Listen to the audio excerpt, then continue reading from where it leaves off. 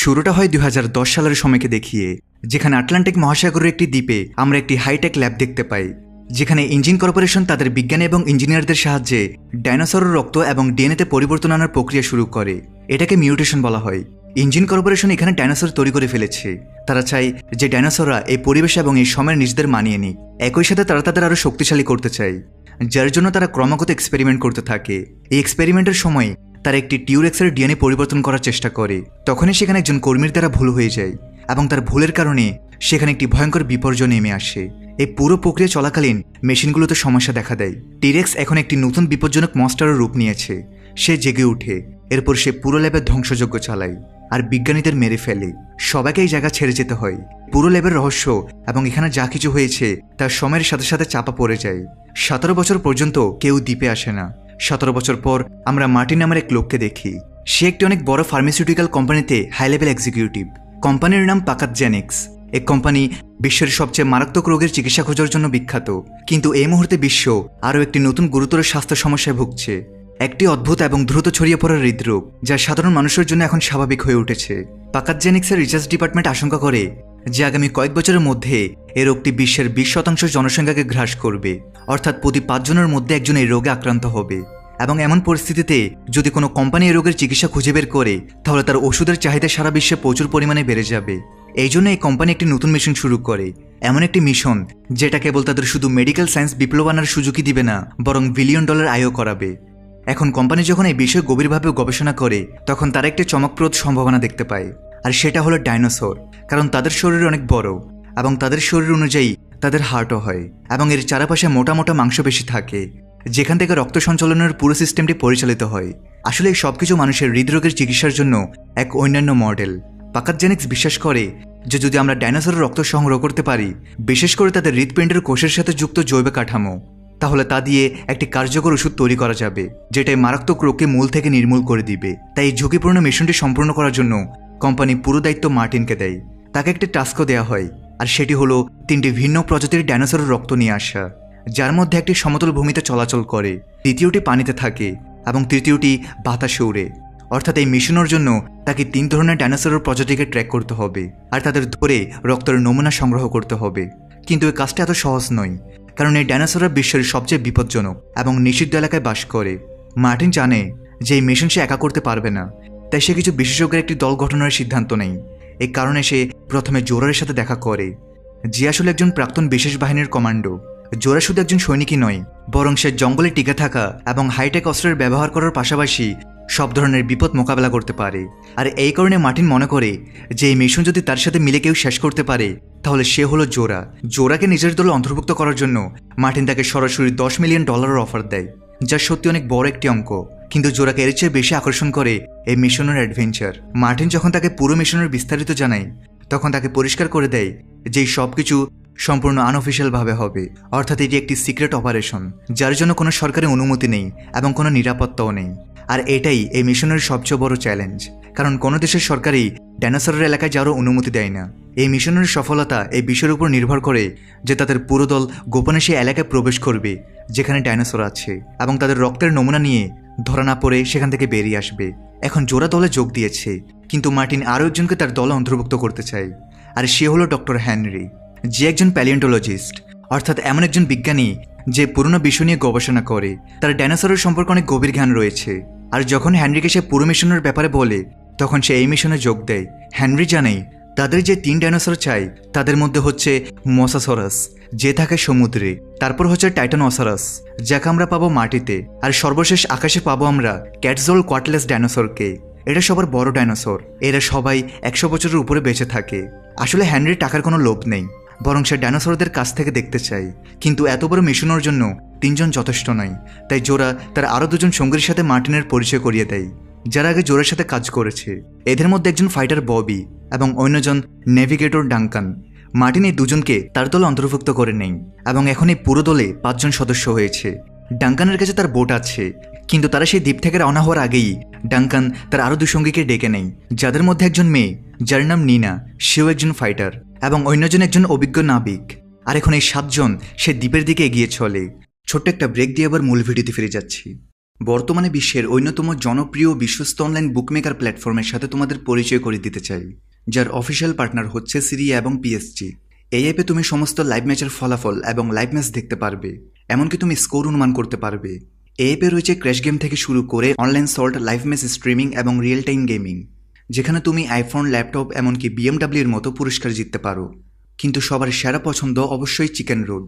এই গেমটি খেলে সবাই দারুণ এনজয় করে, তাই যদি তুমি এখন এটি ট্রাই করে না থাকো তাহলে মিস করছো।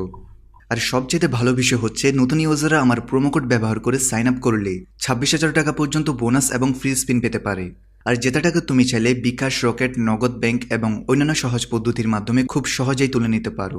তাহলে আর দেরি কিসের? রেজিস্ট্রেশনের জন্য পিন কমেন্টে থাকা লিঙ্কে ক্লিক করো অথবা গুগলে গিয়ে অনুসন্ধান করো, আর রেজিস্ট্রেশনের সময় প্রোমো কোড ব্যবহার করে বোনাস পাও। এটি শুধুমাত্র একটি বিজ্ঞাপন।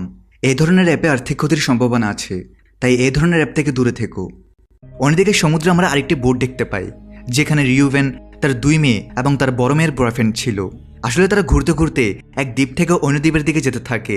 তখনই তাদের বোটের সাথে কিছুর ধাক্কা লাগে এবং পানির উপরে একটি অত্যন্ত ভয়ঙ্কর প্রাণী উঠে আসে, যে আর কেউ নয় বরং সে ভয়ঙ্কর মোসাসরাস, সে সামুদ্রিক ডাইনোসর, যার খোঁজে মার্টিন তার দল নিয়ে এখানে এসেছে।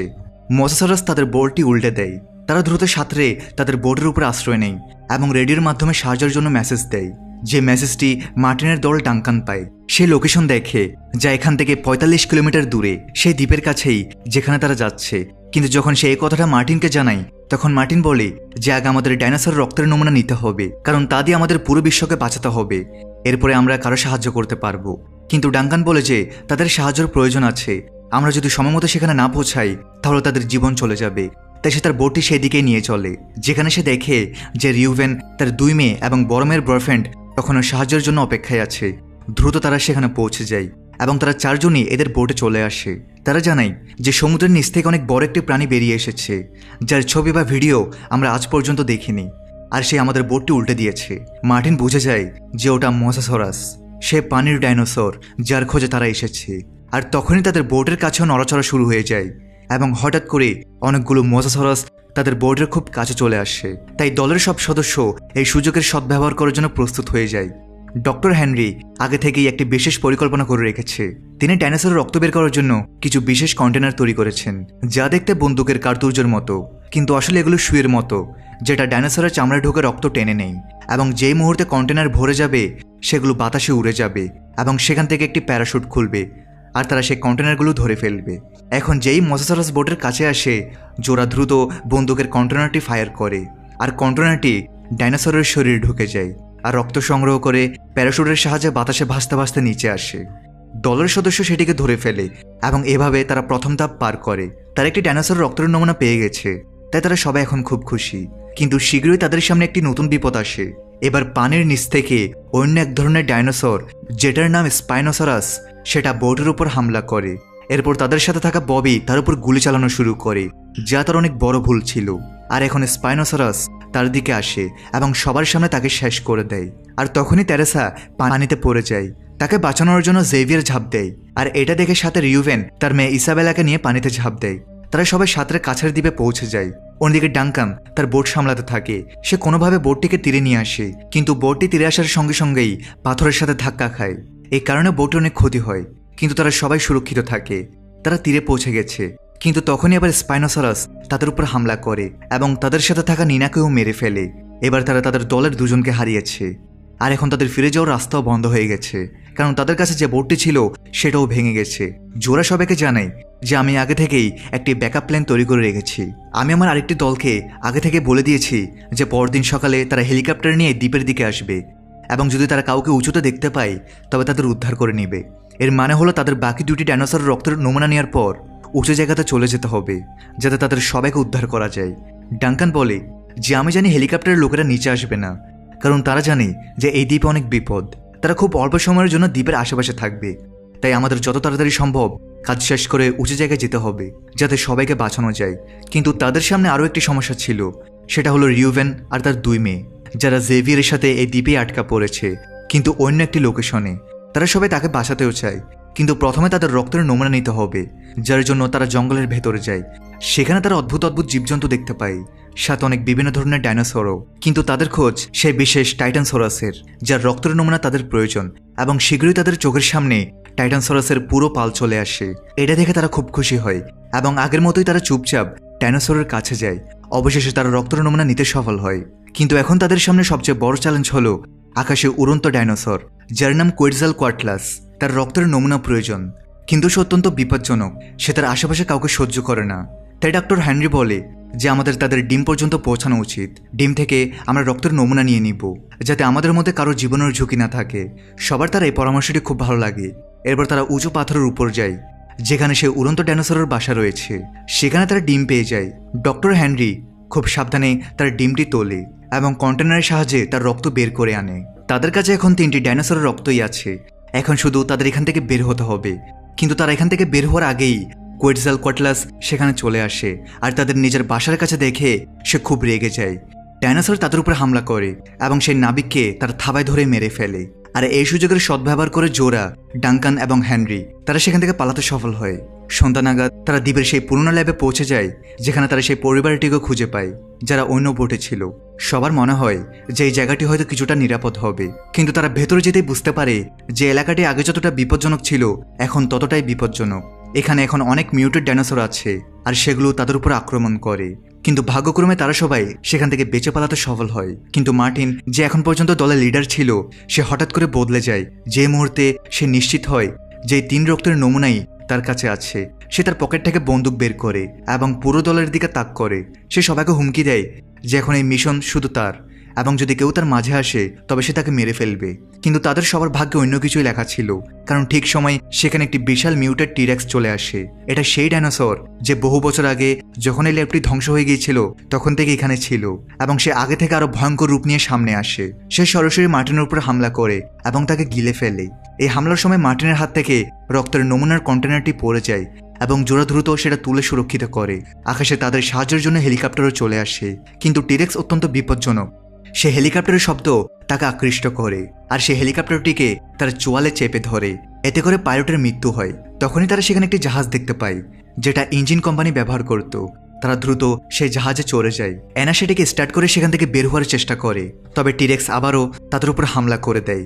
ডাঙ্কানের মনে পড়ে যে টিরেক্স আলোর দিকে আকৃষ্ট হয়, তাই সে একটি ফ্লেয়ার গান বের করে এবং নিজে জাহাজ থেকে দূরে গিয়ে সেটিকে চালিয়ে দেয়। এতে করে টিরেক্সের মনোযোগ অন্যদিকে চলে যায়। সে সেই আলোর দিকে পিছু নেয় যেটা ডাঙ্কানের হাতে আছে। নিজের জীবনের পরোয়া করে না, সে নিজের জীবন দিয়েই তার সঙ্গীদের বাঁচাতে চায়। যদিও জোরা তাকে ফিরে আসতে বলে, কিন্তু সে বলে এটা করা জরুরি, না হয় সবাই মরবে, সাথে পৃথিবীর সবাই হৃদরোগে আক্রান্ত হয়ে পড়বে। এবার জাহাজটি ধীরে ধীরে দ্বীপ থেকে দূরে যেতে থাকে এবং তখনই ফ্লেয়ারের আলো নিভে যায়। জোরার মনে হয় যে ডাঙ্কান আর পৃথিবীতে নেই। টিরেক্সা জঙ্গলের দিকে ফিরে যায়, কিন্তু কিছুক্ষণ পরেই আরেকটি ফ্লেয়ার আকাশে জ্বলে ওঠে এবং এটি এই সংকেত দেয় যে ডাঙ্কান এখনো বেঁচে আছে। জোরা খুব খুশি হয় এবং এখন জাহাজ ঘুরিয়ে সে সেদিকেই নিয়ে যায়, যেখানে সে ডাঙ্কানকে অক্ষত অবস্থায় পায়। এভাবে ডাঙ্কানের জীবন বেঁচে যায়। এখন তাদের কাছে সে 3টি ডাইনোসর রক্তের নমুনা আছে। তারা সে ভয়ঙ্কর দ্বীপ থেকে বেরিয়ে এসেছে। পথে ডক্টর হেনরি জোরাকে জানান যে মার্টিন এই রক্তের নমুনাগুলো একটি কোম্পানিতে দিতে যাচ্ছিল, যাতে তারা বিশ্বের সবচেয়ে দামি ওষুধ তৈরি করতে পারে। কিন্তু এমনটা করা ঠিক হবে না, কারণ এতে চিকিৎসা শুধু ধনীদের জন্যই সীমাবদ্ধ থাকবে। তাই হেনরি এবং জোরা মিলে এই সিদ্ধান্ত নেয় যে তারা এই রক্তের নমুনাগুলো বিভিন্ন কোম্পানিকে দিবে, যাতে সব কোম্পানির কাছেই সেই ভয়ঙ্কর রোগের চিকিৎসার ওষুধ থাকে। আর যখন অনেক কোম্পানির কাছে ওষুধ থাকবে তখন বাজারে এর দামও অনেক কমবে, আর প্রত্যেক মানুষ হৃদরোগ থেকে মুক্তি পাবে। আর এর সাথে এই মুভিও এখানেই শেষ হয়।